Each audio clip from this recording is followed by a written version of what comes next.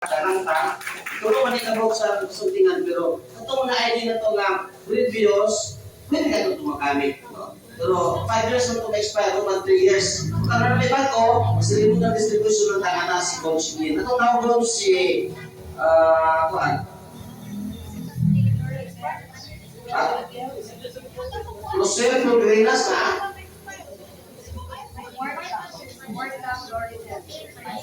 Loridel Purta. Wala. Rosilito Alipos. Rosilito. Usipuan si Carmilotes, Mark Carmilotes.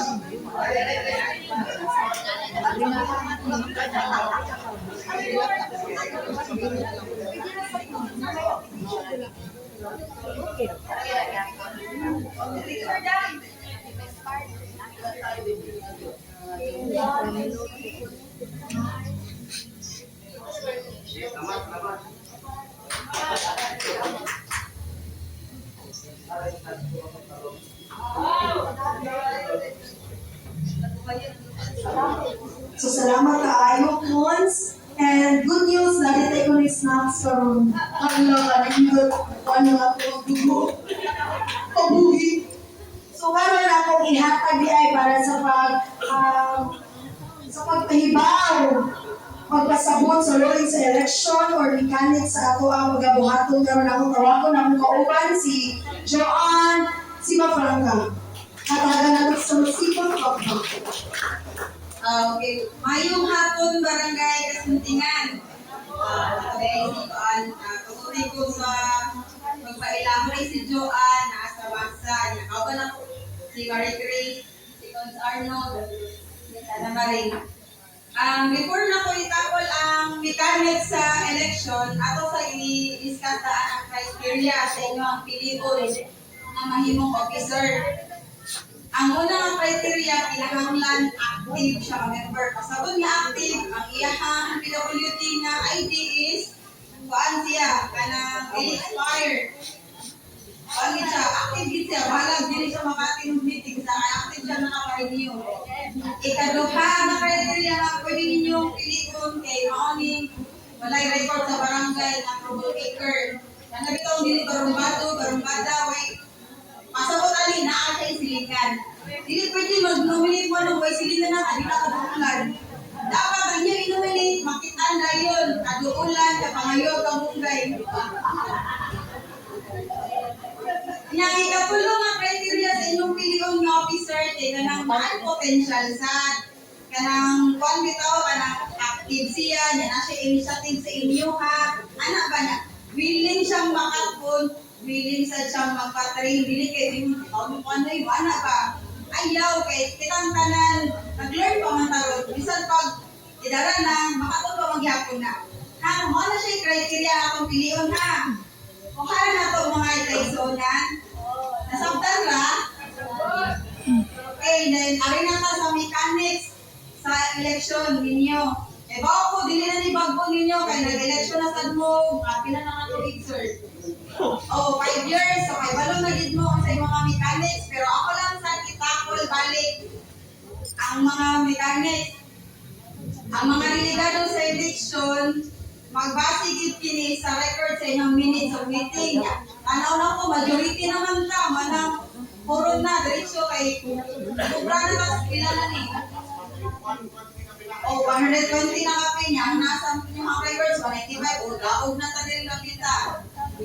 Dayon, ang tanang legit nga member nga guardian sa PWD, usa lang ang iyang lawas ng ibutar. Kung pananglit ikaw na nakay upat ka PWD, usa ra gid imong dadon nga mo raise ka ha, kag mo ikuan, i-nominate or i-vote ana ha.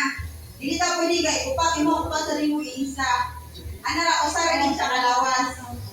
Nga ikatulo, ang tanang delegado adunay katungod mo nominate ug mo votar panahon sa eleksyon. Kung pananglit why ni nominate mo, pwede ra ikaw mayuti, I nominate myself as a president. Wala.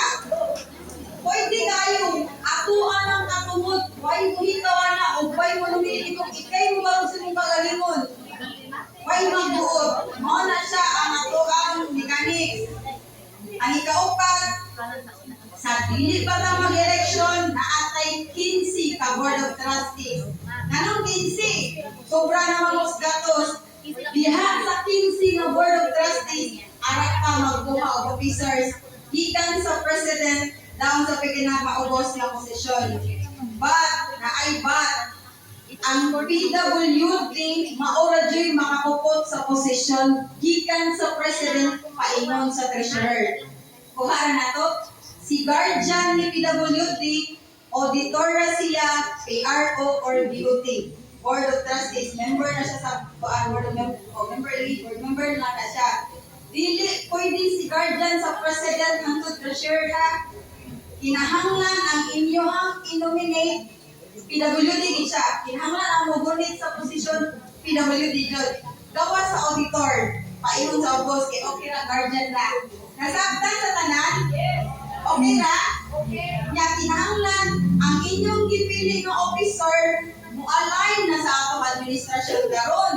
Kay ang gusto biya ni Mayor Jongki ug unsay kaayuhan sa babaw, mapadangat ninyong tanan diretso, wa na dagang langay. Gusto niya haksay ang pag-abot sa kaayuhan ninyo.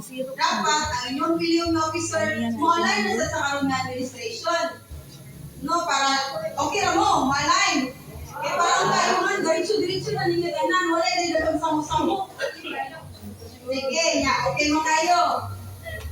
Sunod, ang kanang wala mapili, gikan sa PRO, automatic na siya nga board member sa kung ginong ganina. Board of Trustees na siya. Kinapil mo siya sa 15 na inyong gipili. Ang sunod nga criteria, ang votasyon himuon sa pag-isa sa kamot, muratag na sa pilahan ni.